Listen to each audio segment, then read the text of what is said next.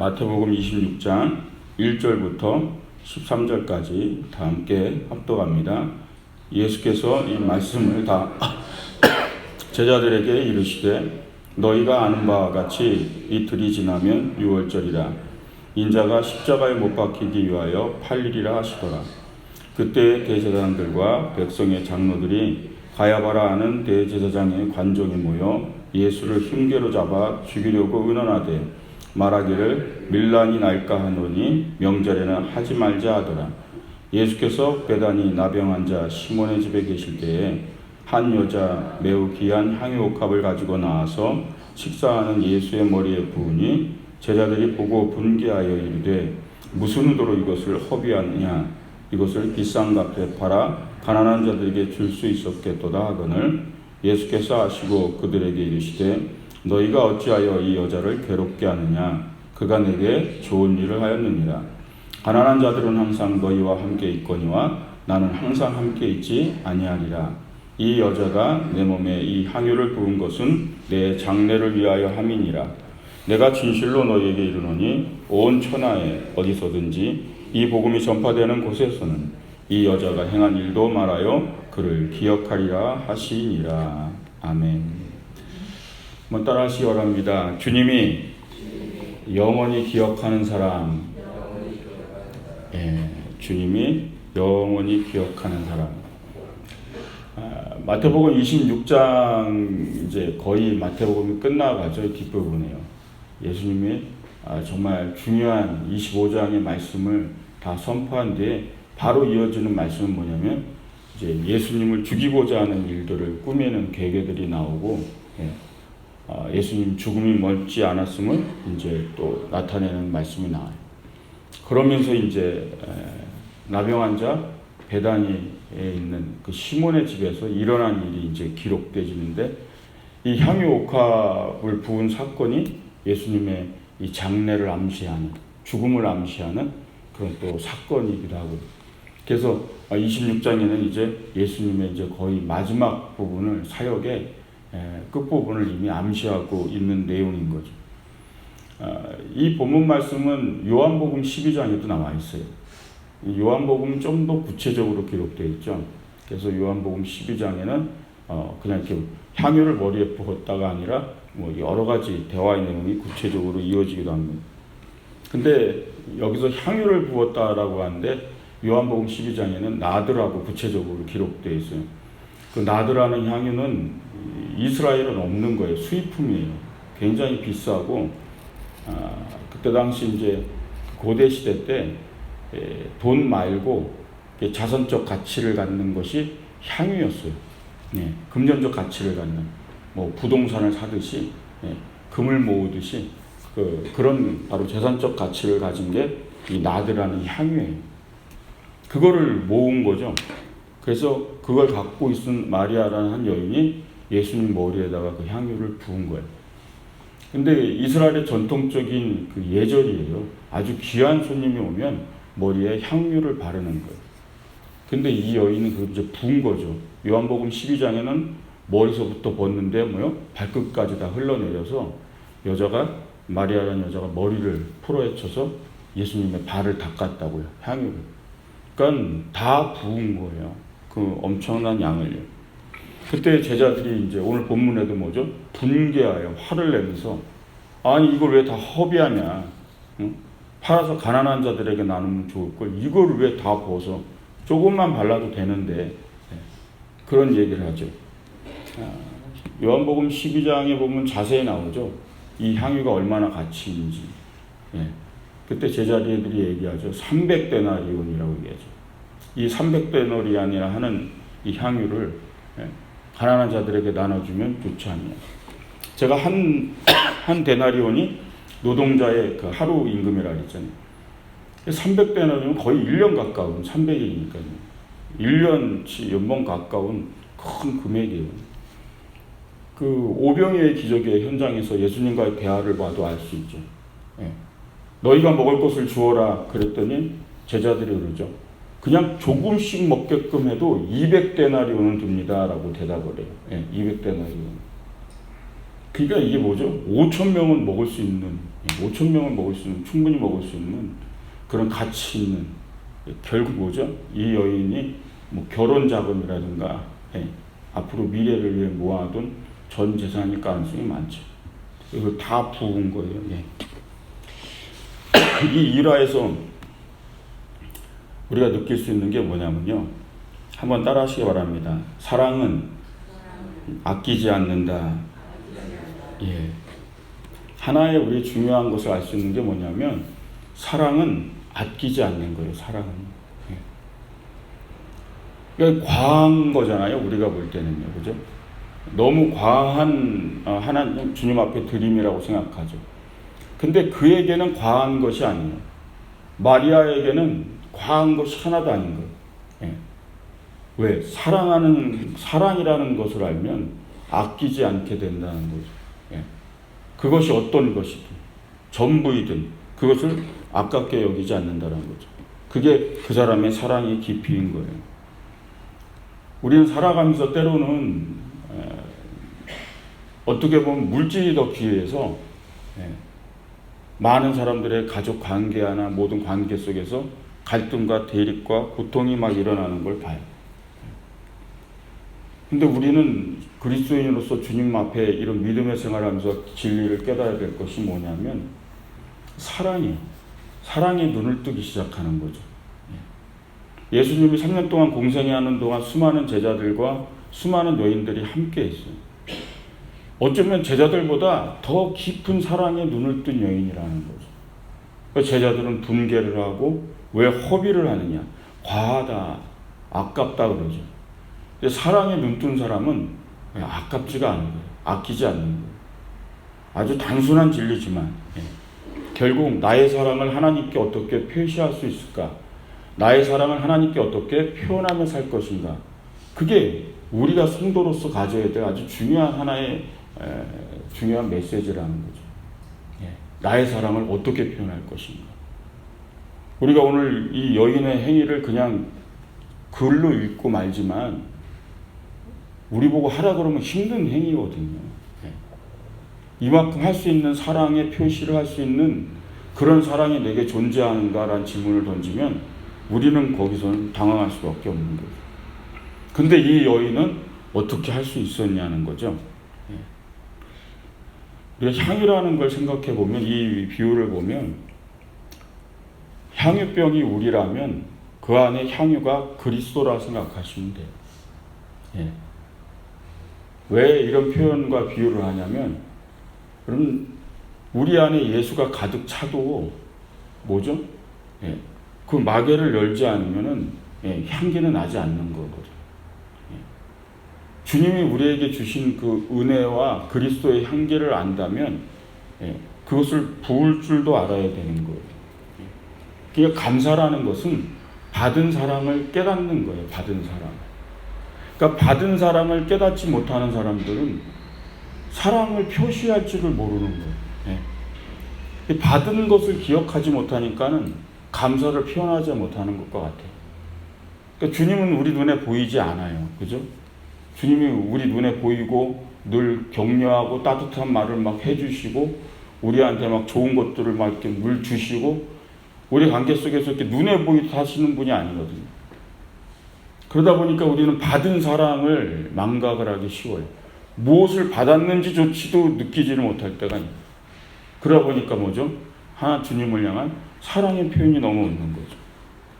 감사를 내가 어떻게 표현할 것인가? 받은 사랑을 내가 어떻게 표현하며 살 것인가? 바로 이제 이 부분이라는 거예요. 오늘 말씀을 통해서 주님께 받은 사랑을 꼭 기억하시기 바랍니다. 그리고 내가 신앙생활을 하면서 내 사랑을, 주님에 대한 내 사랑을 어떻게 표현하며 살 것인가? 그것을 고민하는 순간부터 주님은 우리의 삶을 기뻐하시게 될 걸 믿으시기 바랍니다. 한번 따라 하시기 바랍니다. 헌신의 기회를 놓치지 말라. 이 말씀을 묵상하다 전 그런 생각을 했어요. 왜 기회라는 거를 묵상을 했냐면요. 이 여인이 지금 머리에다 향유를 주님께 다 부잖아요. 그러니까 자기의 것을 다 이제 드린 것 같은 거예요. 근데 예수님은 제자들을 책망하고 오히려 이 여인을 칭찬했어요. 나에게 좋은 일을 했다. 그런 얘기를 하죠. 예수님의 죽음을 예비한 이 모습 속에서 주님 그러잖아요. 나의 장례를 준비했다라고 표현하잖아요. 그래서 제가 그런 생각을 한 거예요. 기회가 항상 있는 건 아니라는 거죠. 기회가. 가난한 자들은 너희에게 항상 있지만 나는 이제 없다라는 거죠. 나는 이제. 그러니까 기회가 항상 우리는 기회가 항상 있을 거다라는 생각을 우리는 한다는 거예요. 그러니까 다음에 해도 돼. 언제든 해도 돼. 기회가 항상 있을 거라고 생각하니까. 근데 기회가 항상 있는 것이 아니라는 거예요. 주님의 일이 그래요. 주의 일을 위해서 하는 것. 하나님께 헌신하는 것. 항상 있지 않아요. 기회가 있을 때 그 기회를 놓치지 말아야 된다는 거예요.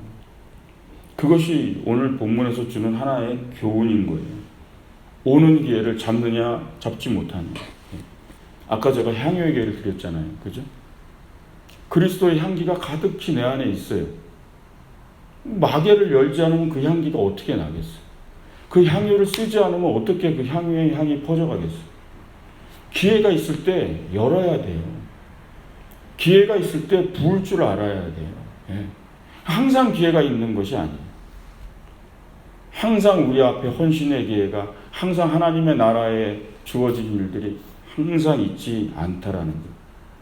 여러분, 기회 있을 때 나를 주님 앞에 사용하시기를 주의 이름으로 축원드립니다. 기회 있을 때 그리스도의 향기를 뿜어야 되는 거예요. 다음에 복음을 전하면 되겠지, 저 사람에게는.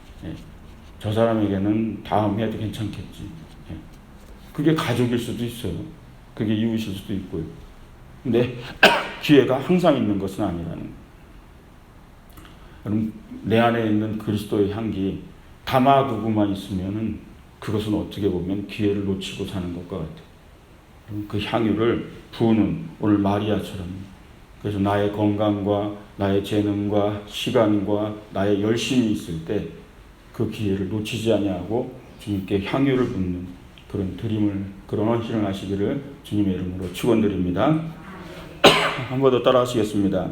주님이 기뻐하시는 일을 하라.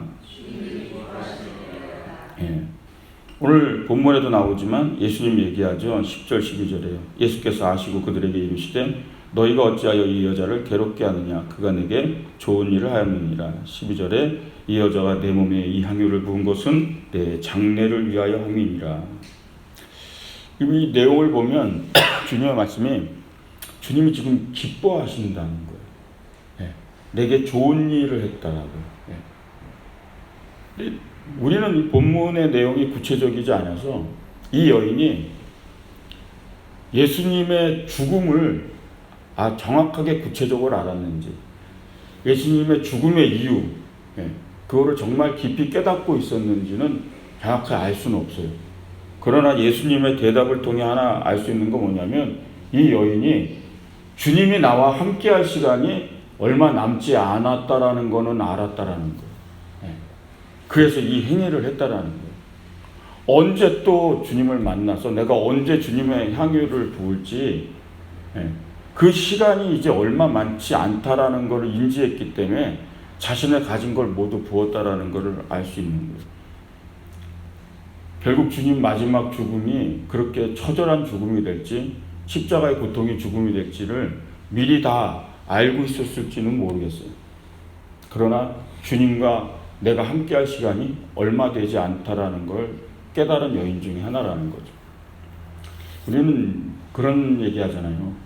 자녀가 부모의 고통을 이해하면 철이 들었다, 그렇게 얘기하잖아요. 어떤 때는 자녀가 그런 얘기를 할 때가 있죠. 날 위해서 이렇게 힘써주고 고생해주고 키워줘서 감사하다 그러면 그 부모가 그게 얼마나 기뻐요. 그죠? 그동안 자녀를 위해서 애쓰고 힘쓴 모든 헌신이 하나도 아깝지 않은 거잖아요. 그죠? 그런 자녀의 모습을 볼 때 이 여인의 모습이 주님께는 그러했다라는 거예요.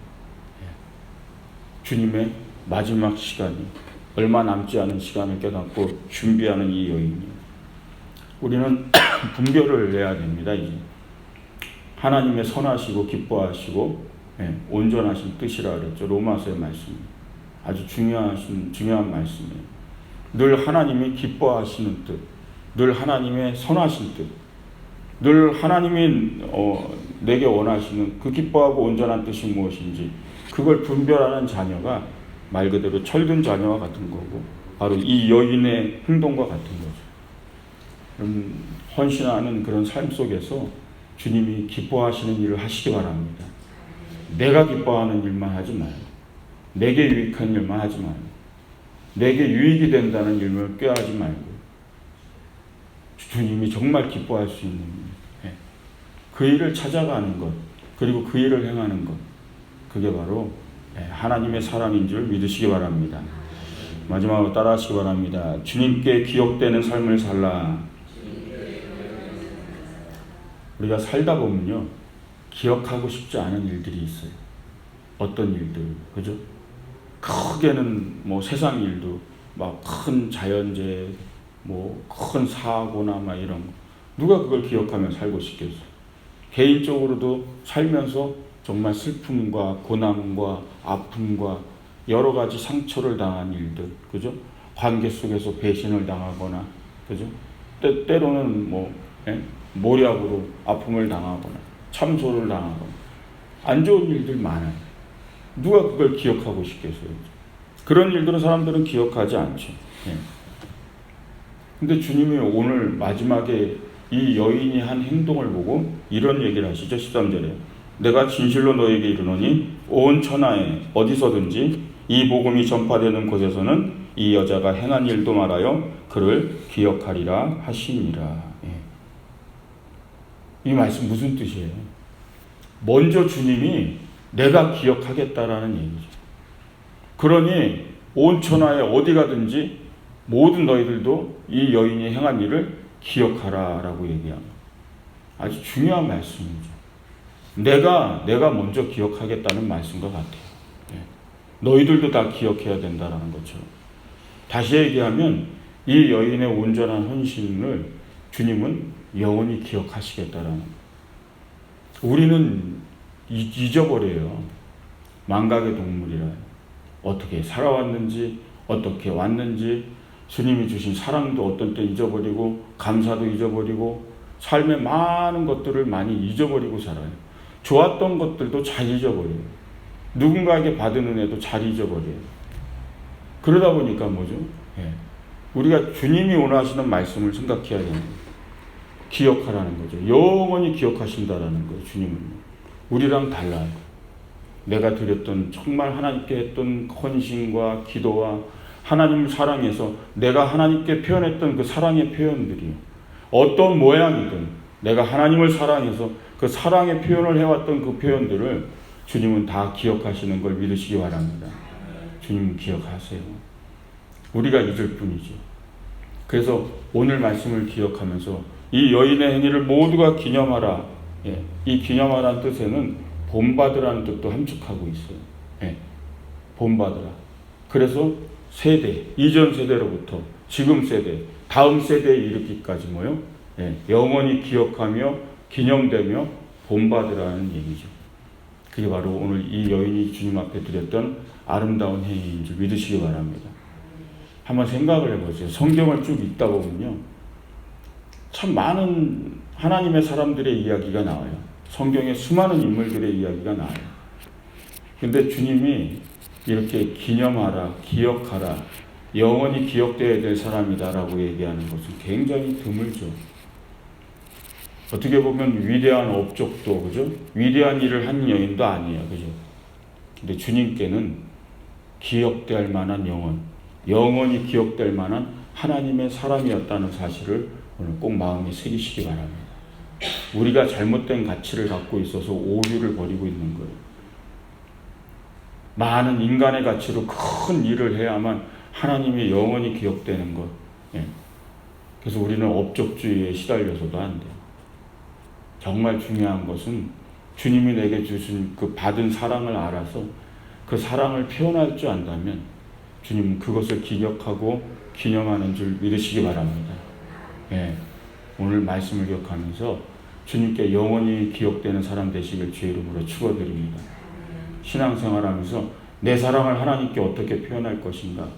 내가 하나님을 받은 사랑을, 또 내 안에 있는 사랑을, 내 안에 있는 이 향유를, 그리스도의 향기를 기회가 주어졌을 때 어떻게 그 향기를 뿜어낼 것인가? 그것을 부어낼 것인가?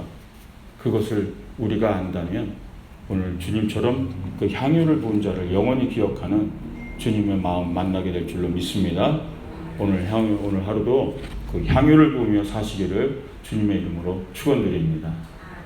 기도하겠습니다.